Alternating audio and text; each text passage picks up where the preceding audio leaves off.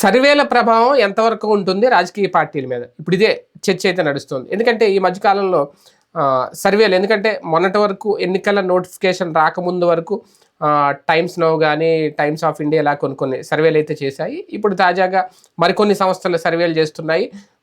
ఏ survey చూసుకున్నా సరే okay, అది వైసీపీకి అనుకూలంగా చేస్తున్నారా, లేదంటే వైసీపీకి అనుకూలంగా సర్వే ఫలితాలు వస్తున్నాయి అనేది ఖచ్చితంగా ఆలోచించుకోవాలి. కాకపోతే ఈ సర్వేల ప్రభావం రేపొద్దున ఓటర్ల మీద, ఫలితాల మీద ఎంతవరకు చూపిస్తుంది అనేది. అలాగని టీడీపీకి అనుకూలంగా ఫలితాలు వచ్చే సర్వేలు లేవంటే అవి కూడా ఉన్నాయి. వాళ్ళు సర్వేలు చేయించుకుంటున్నారు, వాళ్ళకి అనుకూలంగా వస్తున్నాయి. కాకపోతే వైసీపీకి వచ్చిన వాటితో పోలిస్తే కూటమికి పెద్దగా, అంటే కూటమి కట్టిన తర్వాత కూడా ఆ ప్రభావం సర్వేల మీద ఇంకా పడలేదు. రేపొద్దున్న నామినేషన్ల పర్వం పూర్తయిన తర్వాత ఏమో తెలుస్తుందేమో. ఎందుకంటే తర్వాత ఎగ్జిట్ పోల్స్ వస్తాయి ఖచ్చితంగా. అలాగే ఎగ్జిట్ పోల్స్, ఎగ్జాక్ట్ పోల్స్ అనేది కూడా చెప్పలేం. కాకపోతే ఇప్పుడు మన తెలంగాణ ఫలితాలు చూస్తే ఎగ్జిట్ పోల్స్ చెప్పిందే నిజమైంది. ఎగ్జిట్ పోల్స్లో చాలా స్పష్టంగా చెప్పారు, ఖచ్చితంగా కాంగ్రెస్ పార్టీ అధికారంలోకి రాబోతోంది అనేది. అలాగే జరిగింది. ఒక్కొక్కసారి ఎగ్జిట్ పోల్స్ కూడా నిజమవుతాయి. ఎందుకంటే ఓటింగ్ శాతాన్ని బట్టి, ప్రజల మూడుని బట్టి, జరిగిన పోలింగ్ విధానాన్ని బట్టి ఒక అంచనా వేస్తారు ఎగ్జిట్ పోల్స్.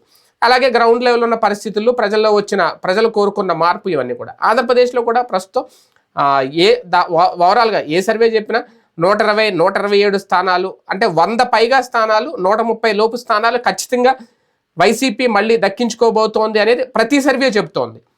అలాగే మేమే గెలుస్తాము అనేది తెలుగుదేశం పార్టీ లేదంటే కూటమి చెబుతున్న పరిస్థితి. కాకపోతే ఈ సర్వేల ప్రభావం ఎంతవరకు ఉంటుంది అనేది కరెక్ట్గా అంచనా వేయగలమా లేదా అంటే కొన్ని సందర్భాల్లో అవును అవ్వచ్చు, నిజం అవ్వచ్చు, లేదంటే కొన్ని సందర్భాల్లో ఫెయిల్ అవ్వచ్చు. కానీ సంక్షేమం, జగన్మోహన్ రెడ్డి గారు అందించిన లబ్ధి, అలాగే ప్రస్తుతం జరుగుతున్న పరిస్థితులు, వాలంటీర్ల అంశం కానీ, జగన్మోహన్ రెడ్డి గారి మీద జరిగిన రాయిదాడి కానీ, ఇవన్నీ చూస్తే సర్వేల ప్రభావం ఖచ్చితంగా ఉంటుందేమో అనిపిస్తోంది అంటున్నారు కొంతమంది రాజకీయ విశ్లేషకులు.